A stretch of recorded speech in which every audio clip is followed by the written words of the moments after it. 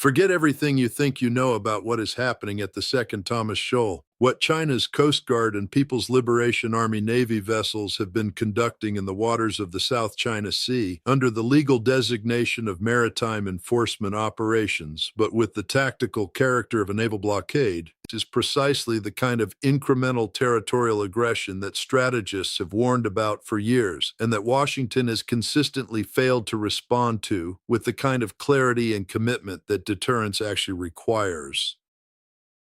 Let me be clear about something that the Indo-Pacific Command public affairs apparatus is desperately hoping you will not understand. A naval blockade does not require a formal declaration. It does not require warships firing weapons. A naval blockade is the persistent interruption of maritime access to a location through the application of physical force or the credible threat thereof. What Chinese vessels have done to Philippine resupply missions attempting to reach the BRP Sierra Madre at Ayungin Shoal over the past 18 months constitutes a blockade in operational terms, regardless of the legal and diplomatic language that both sides employ. To describe it, having worked in military intelligence for years and having studied maritime law of the sea and the operational history of gray zone maritime competition, I can tell you that what China is executing in the South China Sea is not improvised. It is not reactive. It is the careful, deliberate application of a strategy that Chinese naval planners have been developing and rehearsing for more than a decade, against the specific objective of establishing de facto administrative control over disputed features without triggering the kind of American military response that formal hostilities would generate.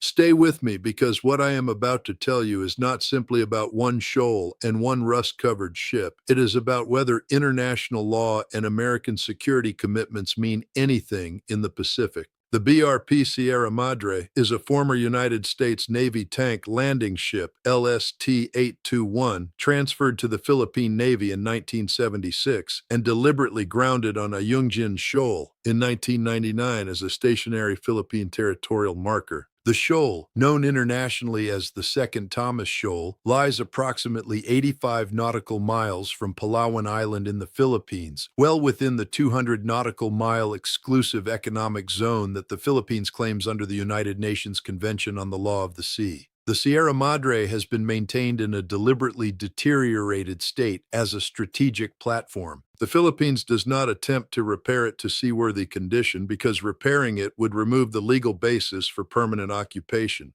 Instead, a small detachment of Philippine Marines maintains continuous presence aboard the rusting hull, requiring regular resupply of food, water, fuel, and equipment to sustain their mission. Those resupply runs are what China has been interdicting. The interdiction methods have escalated in a calibrated sequence that reflects sophisticated operational planning rather than improvised response.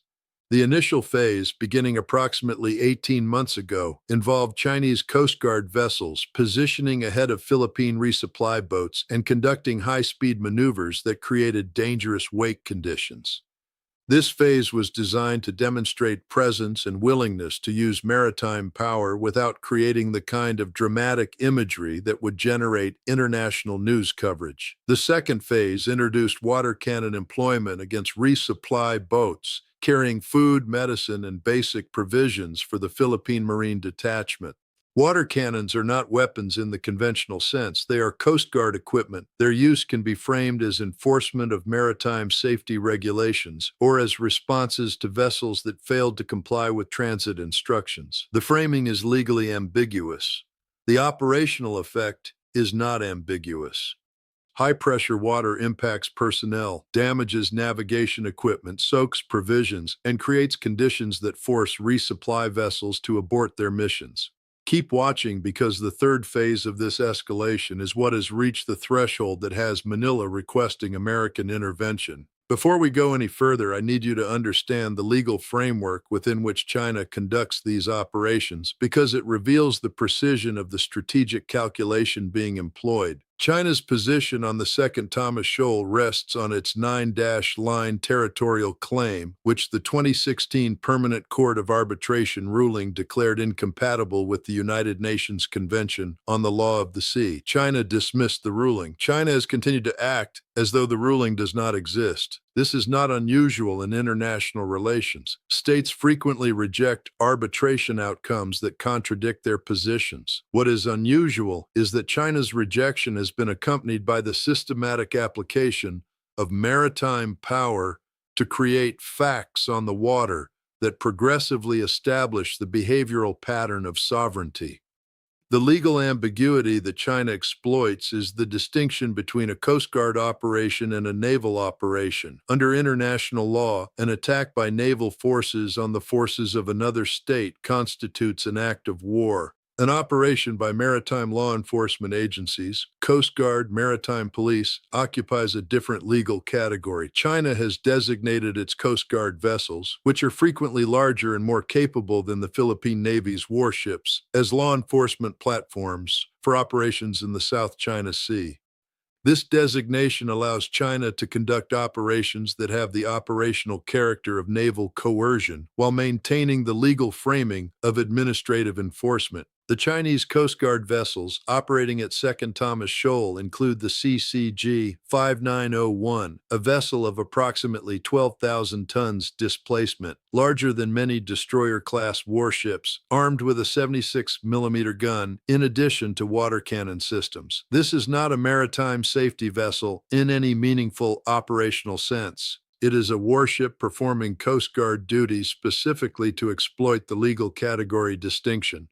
What the mainstream media will not tell you is that the Philippine response to this escalating blockade has exposed a fundamental gap between American treaty commitment language and American operational willingness to enforce the consequences of that language. The Mutual Defense Treaty between the United States and the Philippines, signed in 1951, commits both parties to respond to armed attack on the other party's public vessels in the Pacific. The American position has been that this treaty applies to Philippine Coast Guard and naval vessels in the South China Sea. Secretary of State Blinken and his successor have stated this clearly. What has not been stated clearly, because it cannot be stated clearly without triggering a crisis that Washington's current posture is not prepared to manage, is what specific American actions would follow a Chinese attack that rises above the water cannon threshold. Would the United States Navy provide direct escort to Philippine resupply missions, putting American naval vessels in direct physical confrontation with Chinese Coast Guard vessels? The operational consequence of that posture is that a Chinese decision to fire on a Philippine resupply boat in the presence of American warships creates an immediate military confrontation between the world's two largest nuclear powers. Manila has asked this question. Washington's answer has been operationally ambiguous in a way that does not provide Manila with the confidence it needs and does not provide Beijing with the deterrence clarity that might cause recalculation. Here is what actually happened behind closed doors in Manila over the past 60 days.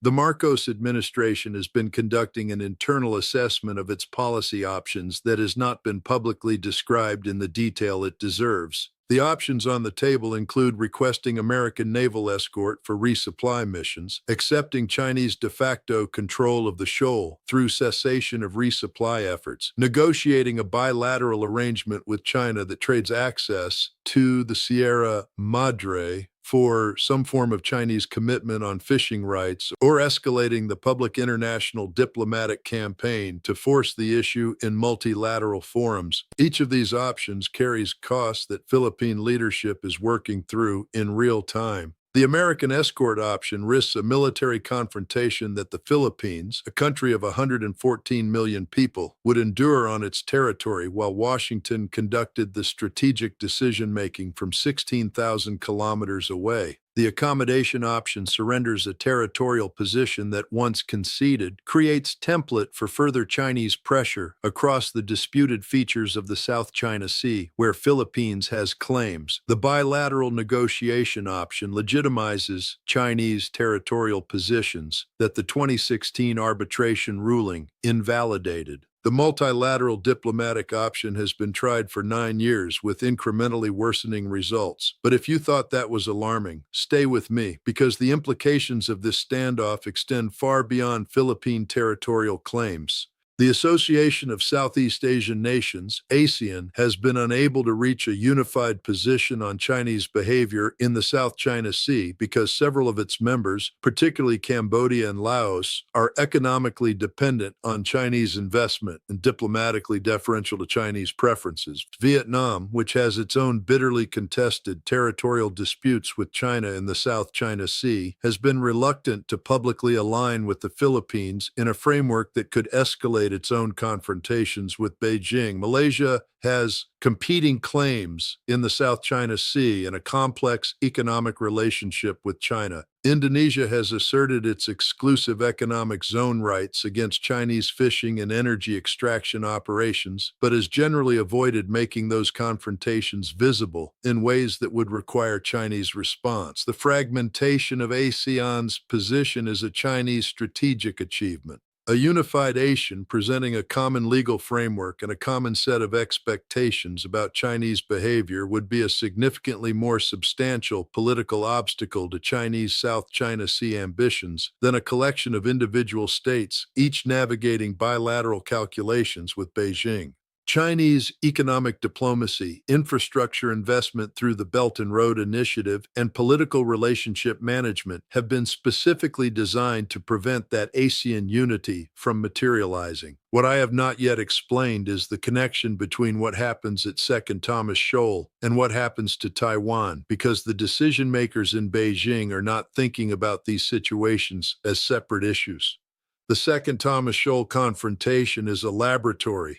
It is a testing environment in which China is systematically assessing American credibility, operational willingness, and alliance management capability under conditions of gray zone pressure. Every resupply mission that is turned back without American intervention is a data point. Every American diplomatic statement that is not backed by operational action is a data point. Every ASEAN meeting that produces expressions of concern rather than unified commitment is a data point. Those data points feed into the analysis that informs decisions about Taiwan, not the decision about whether to attempt to annex Taiwan. That decision has been made at the highest levels of Chinese political leadership. The decision about when and about whether the current period represents conditions conducive to beginning the campaign. American credibility in the South China Sea is not a separate issue from American credibility in the Taiwan Strait.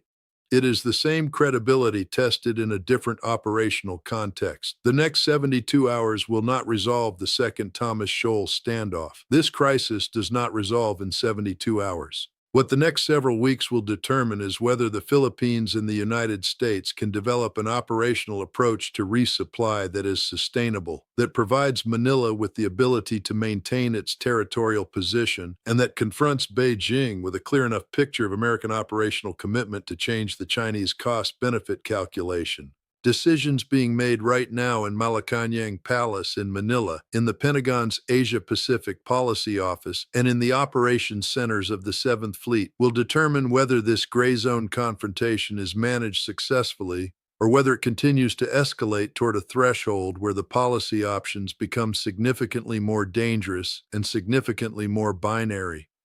I have watched the South China Sea situation develop for over a decade. I have watched each increment of Chinese assertiveness produce American diplomatic statements and insufficient operational response. I have watched the cumulative effect of that pattern on Chinese calculation and on the confidence of American allies in the region. The trajectory of this situation is not ambiguous. The only variable that remains uncertain is whether American policy will change course before the situation passes the threshold where course changes become much more costly.